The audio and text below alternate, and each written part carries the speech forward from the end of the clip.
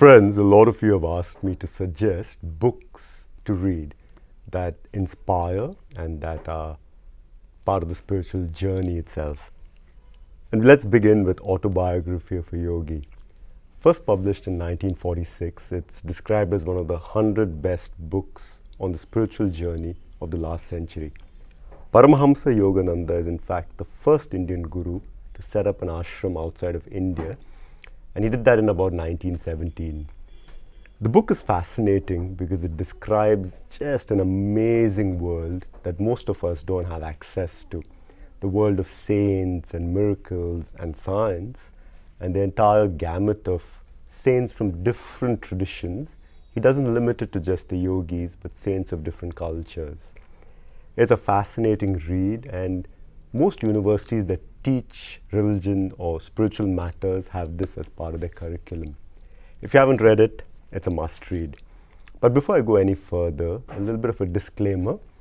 A lot of yogis were not happy with him when he published this, and it may be baffling for you if you like the book, but what they said is that now people were coming to learn Kriya Yoga, they were coming to learn yoga for the miraculous and not for the daily peace. People wouldn't practice unless they could see or feel that they may get one of these magical powers. So a lot of yogis were not happy because he described so much that it made the average seeker seek something magical rather than beautiful. That's just a disclaimer. The book itself is fascinating, and it continues with his whole journey when he first met his guru, Sri Yukteswar Giri, the time that he spent, his descriptions of Lahari Mahashai, Guru's Guru, and the journey from Babaji onwards. And for a lot of people who are I come from the Kriya Yoga tradition. I was initiated in Prakash Kriya, and though my lineage is not Paramahamsa Yogananda, but I understand the whole practice and so on and so forth. It's very, very beautiful, and he was the right messenger at the right time, simply because the world had opened up to ideas of general relativity, and they were questioning what is matter, what is spirit, and at the right time, a description of enlightenment as this process of activating the spine and Kundalini. So it's very, very beautiful. I have a very, very interesting story with the book. I've read it multiple times. In the year 2007, I had spent 4 years teaching in Delhi from 2003 to 2007, and I was due to join my teacher, Bharat Thakur, in Dubai.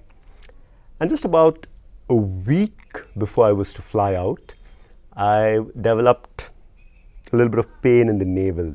So 2-3 days before my flight, I went to meet a doctor. He looked at it and he said, "Manish, your umbilical cord has been continuing to grow from childhood, and it just requires a surgery to remove that." He said, "Anyway, get a second opinion." So I went to Fortis Hospital in Delhi. I met another doctor there, and he said the exact same thing. He said, "This is a one in a 100,000 case or so. But come in for the surgery." So I went back home and I told my teacher I cannot fly out tomorrow, and he said, "Hey, finish the surgery and come." As luck would have it, I was rereading this book. I read it multiple times when I first started my journey as a teacher. And there is a chapter here that deals with how the guru takes on ailments of the students so that their journey continues, they're not perturbed. Now, as luck would have it, that was the chapter I was reading. I put the book down, it was 10 in the night, turned off the lights, was about to sleep, when suddenly the phone rang, and it was my doctor. And he said, "Manish, for some reason I feel instead of coming in at 9 for the surgery, come in at 8:30, we'll get a third opinion, and then we'll see." So I went there at 8:30. He looked at it and he said, "There's nothing. It's just a viral infection. You can use some antiseptic gel and off you go." It's very beautiful because between a guru and a student,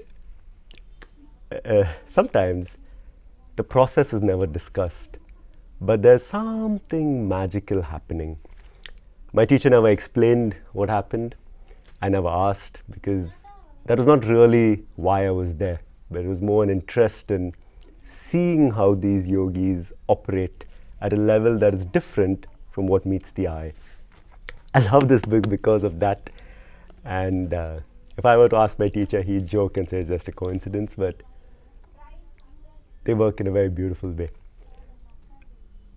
Many years later, when I moved to Bangalore, and by then I'd left my teacher and I was on my own, I chanced upon, I had a studio in Indranagar, very close from here, in fact, and I was walking and I suddenly found the Yogoda Satsang, which is in Indranagar, and it's really beautiful. It's really beautiful. If you're in Bangalore, you must visit, and you can go sit there and just sit in meditation by yourself.